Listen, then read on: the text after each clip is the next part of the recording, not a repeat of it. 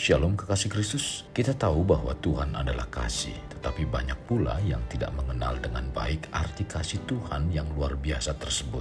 Para pendengar renungan melekat dalam Tuhan, mari kita semakin mengenal Tuhan agar kita semakin memahami arti kasih-Nya. Kita berdoa, Tuhan Yesus terima kasih buat kesempatan yang indah pada hari ini. Biarlah Engkau terus isi hati dan pikiran kami dengan kebenaran firman-Mu, agar kami semakin mengenal Engkau, semakin tenggelam kami dalam kasih-Mu, sehingga kami membawa seluruh kehidupan kami untuk memuliakan nama-Mu. Lewat kasih-Mu yang begitu luar biasa, kami semakin mengerti, kami semakin dibawa untuk menjadi lebih dewasa di dalam Engkau. Terima kasih Tuhan Yesus buat kasih karunia-Mu yang sangat dahsyat dan luar biasa. Pimpin kami dan siapkan hati kami untuk menerima kebenaran firman Tuhan, agar firman yang disampaikan tertanam dalam hati kami yang baik.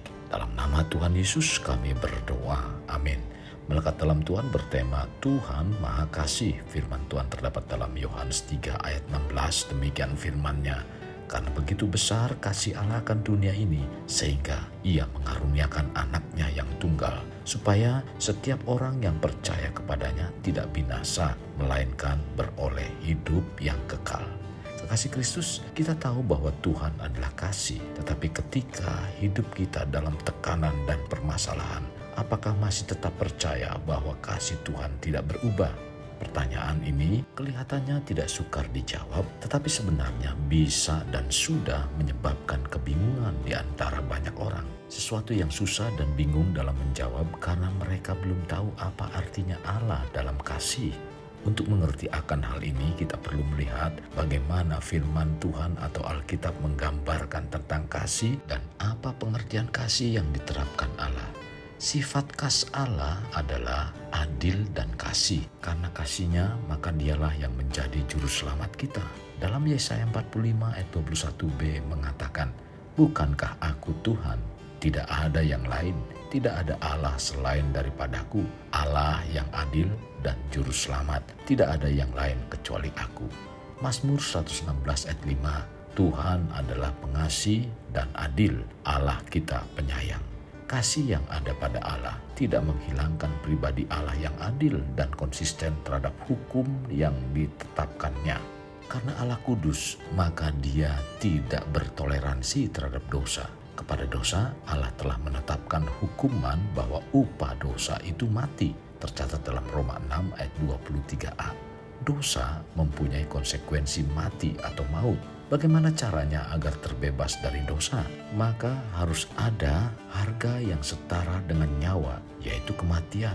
Maksudnya nyawa yang diberikan sebagai ganti dosa. Dan apakah yang dimaksud dengan maut? Maksud maut adalah mati, dan mati di sini dalam artian hakiki akibat dosa adalah kematian kekal. Karena sudah ditetapkan oleh Allah sendiri bahwa harga atau upah dosa adalah maut bagi setiap pelakunya, maka manusia tidak mungkin bisa membayar harga sebesar itu dengan usaha amal ibadah atau cara apapun. Itu sama halnya dengan hukuman mati, pengadilan yang tidak bisa dilunaskan dengan jasa apapun yang pernah diperbuat oleh si terhukum. Dosa identik dengan hutang, dan hutang itu setara dengan harga suatu nyawa. Maka pengampunan dosa menurut pola pikir orang Yahudi itu ibarat seorang yang punya hutang tetapi dianggap lunas. Karena itu, setiap orang yang berhutang atau bersalah kepada kami berarti setiap orang yang berdosa kepada kami. Dalam Matius 6 ayat 12, penggunaan kata hutang dalam arti dosa yang persamaannya bisa kita lihat dalam kitab Lukas 11 ayat 4. Dan ampunilah kami akan dosa kami, sebab kami pun mengampuni setiap orang yang bersalah kepada kami. Dan janganlah membawa kami ke dalam pencobaan. Maka wajar jika secara khusus Lukas menunjukkan apa arti hutang yang dirujuk sebagai dosa. Orang Yahudi selain mengenal dosa sama dengan hutang, orang-orang Yahudi sejak perjanjian lama telah mengenal hukum pembalasan setimpal. Artinya dosa harus dibayar dengan nyawa. Andai kata upah dosa bukan maut, melainkan misalnya saja hukuman, tidur tidak tentram, atau badan gatal-gatal, maka boleh jadi bahwa kita-kita ini masih bisa membayar harga lewat uang zakat, sedekah, amal ibadah baik, dan lain-lain.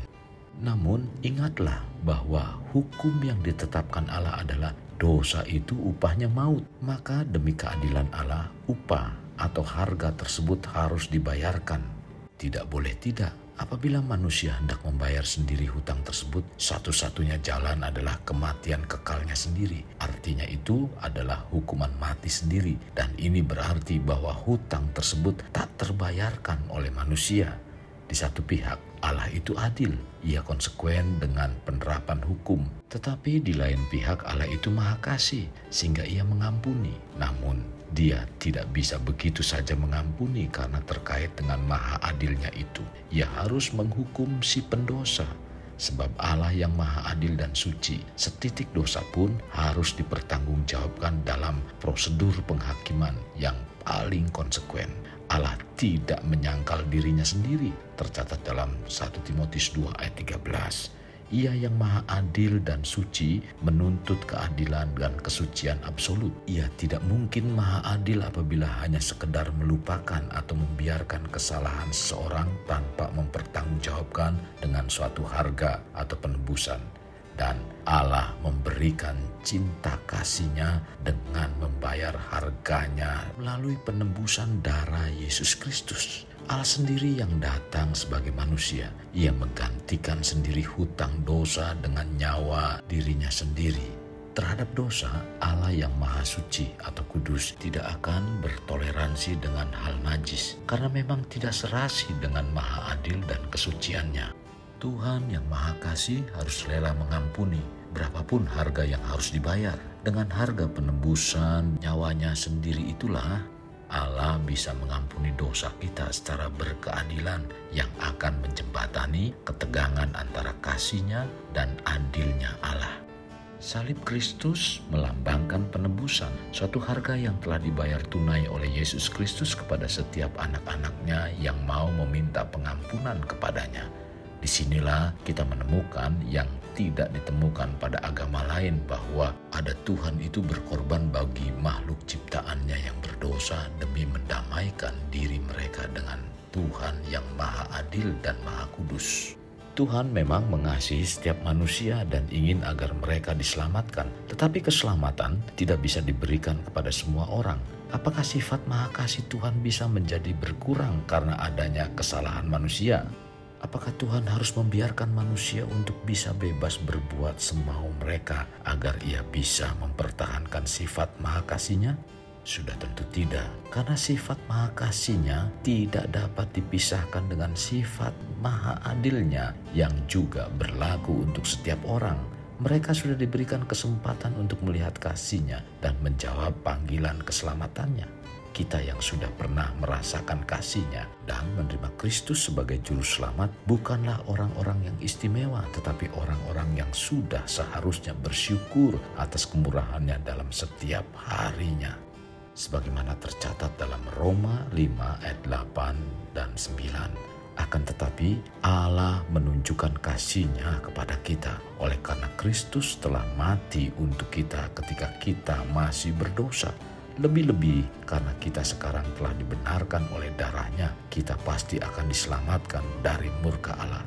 Inilah yang dimaksud dengan Tuhan Maha Kasih yang menghapuskan dosa sebagai hutang yang setimpal dengan nyawa. Dan itu telah dilakukan oleh Bapa Surgawi dengan menjelma menjadi manusia, yaitu Yesus yang mewujudkan sifat kasih-Nya.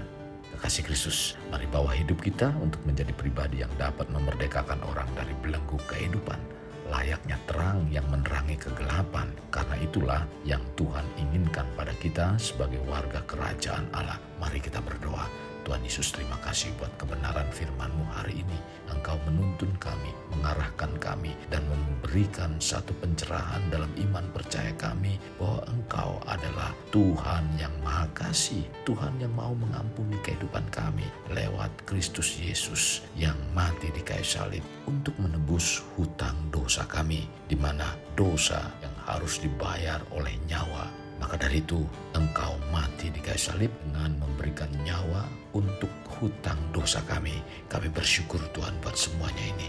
Itulah yang dikatakan kasih Tuhan yang tidak terbatas, yang tidak melihat diri pribadi kami. Itu yang dimaksud dengan maha kasih. Kami bersyukur dengan kemahakasihan-Mu Tuhan, di mana kami telah lepas dari hutang dosa. Maka dari itu Tuhan, pimpin kami supaya kami semakin setia di dalam Engkau, karena Engkau sudah memberi yang terbaik bagi kami. Pimpin dan bawalah hidup kami untuk kami juga belajar memberi yang terbaik bagi Engkau. Terima kasih Tuhan Yesus, ini doa kami. Dalam nama Tuhan Yesus kami berdoa. Amin. Kasih Kristus, mari kita kedahkan kedua tangan kita.